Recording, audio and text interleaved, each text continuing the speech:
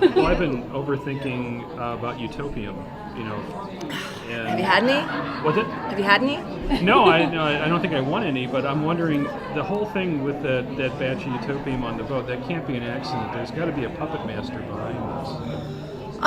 Well, there doesn't have to be. But I want there to be. I know that you want there to be, but sometimes, I mean, to create zombieism, like, you want to think that there's a lot of factors, that it's just not like, here's magic zombieism pill, that there's like a bunch of factors that make the perfect storm of that is zombieism. So there's a lot of I'll just say that there's a lot of variables to it, and in real life also, zombieism. We know Rose is getting a new suitor soon, so can you tease a little bit about him? Oh, you mean? Oh, okay. I'm sorry. Rose I thought you meant on the there. show. I was like, I can't believe she told you that. It is Bradley James who is on Merlin. Hottie. And one of the things that's so great about that, because if you watch Merlin, I don't know if you watch Merlin. I watch everything. So one of the things is just enjoying seeing him, you know, in a contemporary light, and he's a musician and just dreamy and funny and charming and. You'll just be in love with him. You know, sometimes when you watch a show and you love a main character and then they get a love interest, sometimes it's a little disappointing because maybe they're cute, but you're just like, I don't want them with her. Especially if you have an ex like Buckley. Like, who the hell's going to compete with Buckley? Like, you really need to bring your A game if you're going to compete with Buckley, right? So, and he brings his A game. So it's romantically satisfying and visually stimulating. And how long do we get to keep him? We keep him for a bit.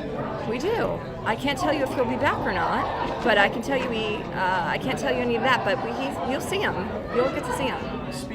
A lot. You'll see a lot of him too. Speaking of people who love, Ryan Hansen's going to be on the show in a couple weeks. He is. Can you talk about his character and what it's like to work with him again?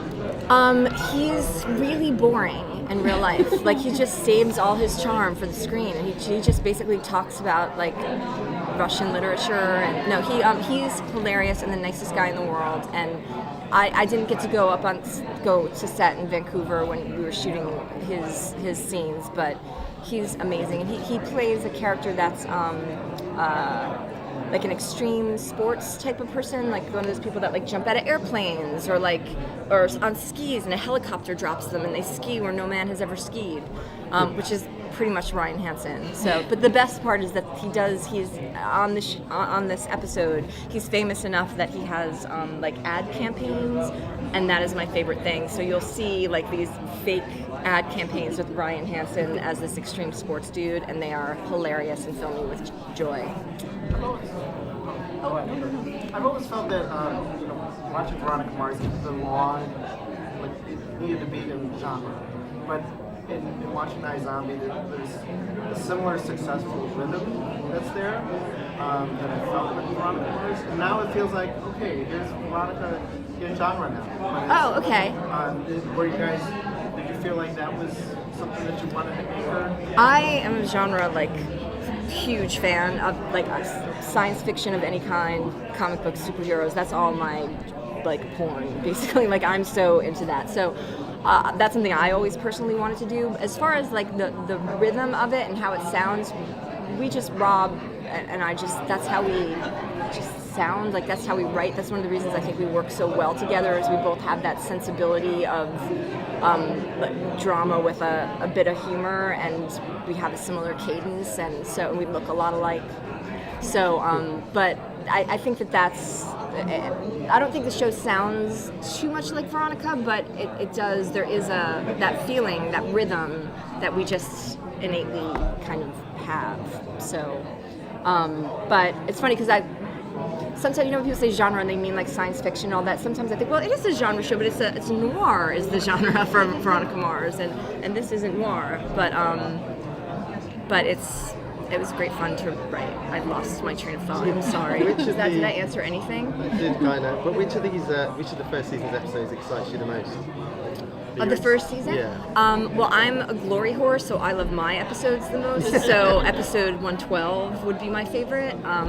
Though I didn't like 2 as much as I did some other episodes. But 112 is, my personal favorite, and yours, I'm sure it will be. No, but I also love, there's 2 episodes coming up that I really, there's a lot of great episodes coming up, I should say, but like 10 through 13 is just like awesomeness, like just an avalanche of awesome.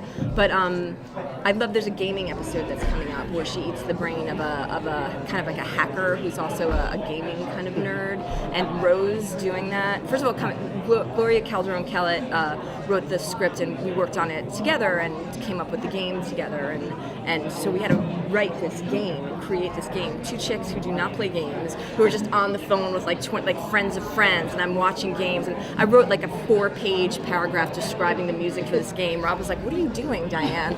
I just lost my mind. I got so into it, but that was so much fun. That episode, I think it's episode 6, was super fun, and I'm a fan of the funnier episodes. I like the kind of lighter, because you have your dark, which is one of the things I like about the show, is you have your darker episodes, and then you have your lighter fun episodes to kind of cleanse the palate a little, so we're not all getting too serious.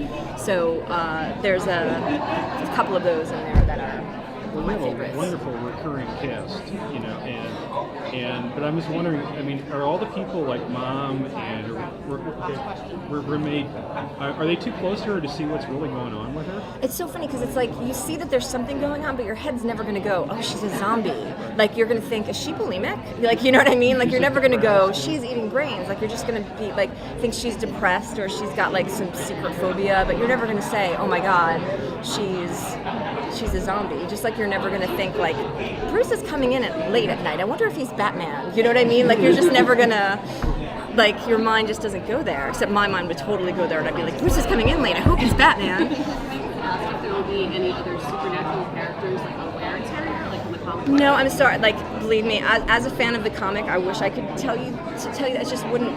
It's just not our show. I'm lobbying for an actual terrier. That would be So maybe you should tell Rob that I promised that. I'm going. All right. Bye.